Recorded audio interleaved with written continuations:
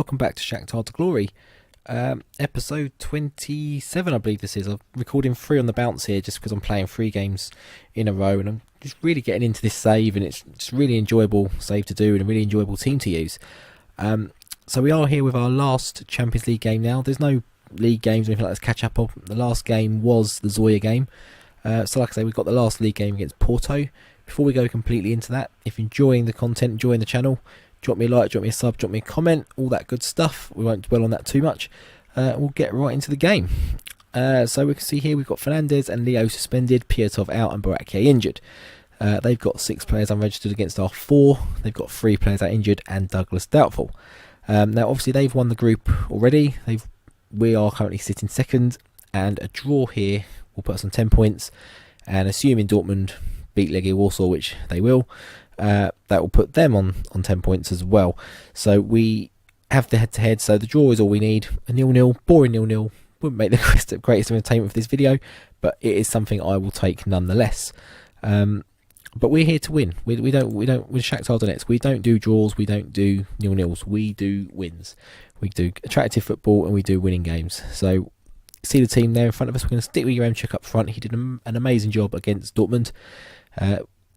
We've rested obviously everyone for the Zoya game, which you saw last episode.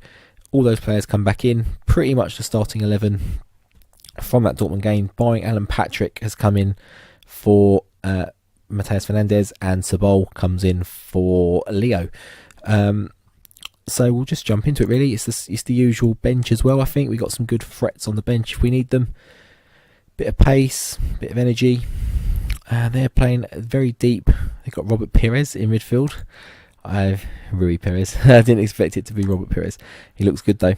Not as good as Robert Pires in his prime, but they've still got some very good players here. Abubakar up front. He's a player I had on my Pentagon save last year. I think I had him at Orlando. Was it him I had? I think it was.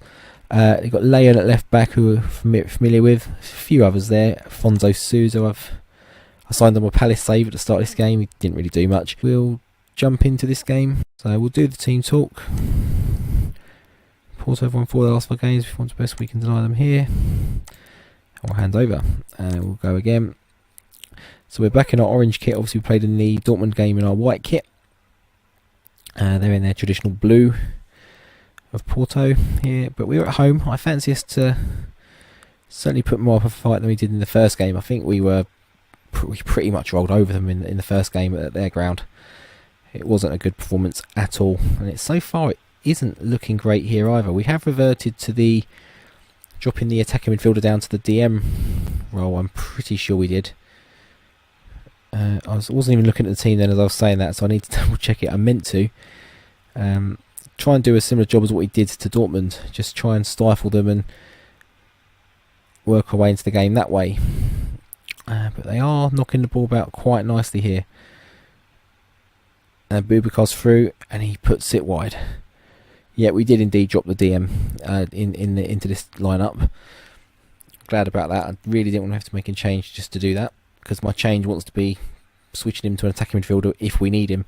Obviously, Barco's off the back of that Zoya game playing phenomenal. He got man of the match, he got a goal, he got an assist, I believe.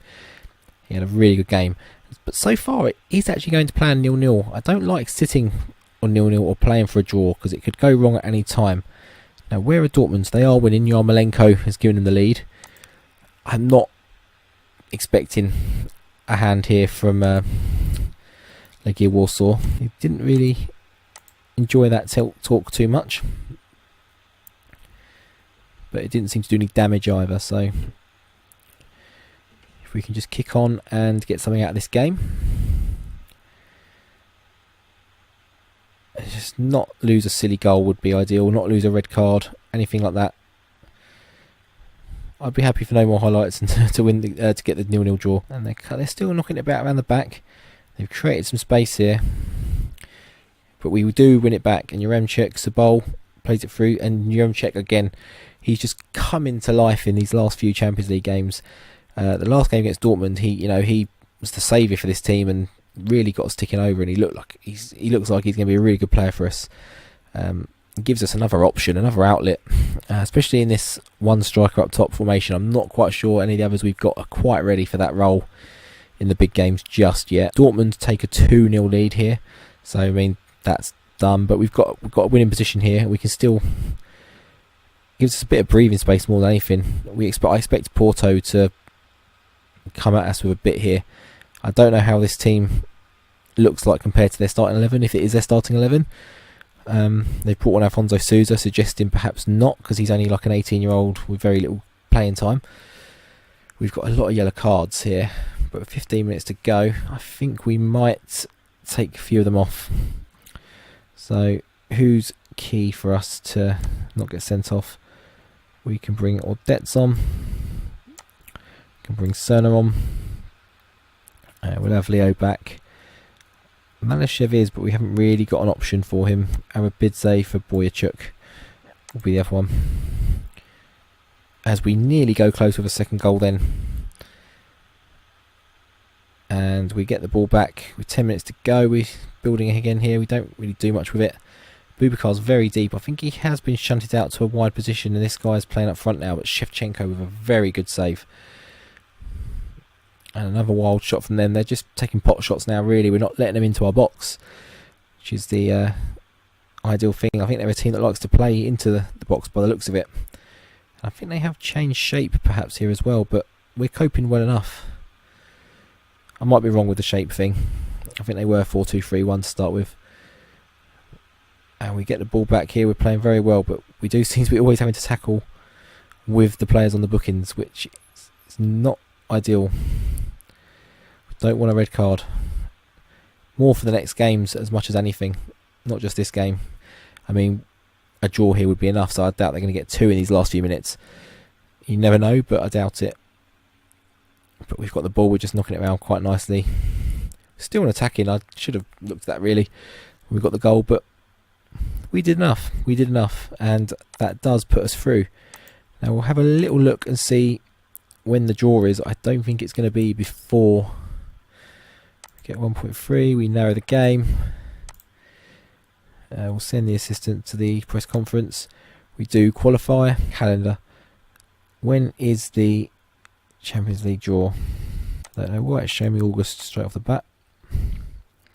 So we just played Porto on the 5th of December here. Champions League draw.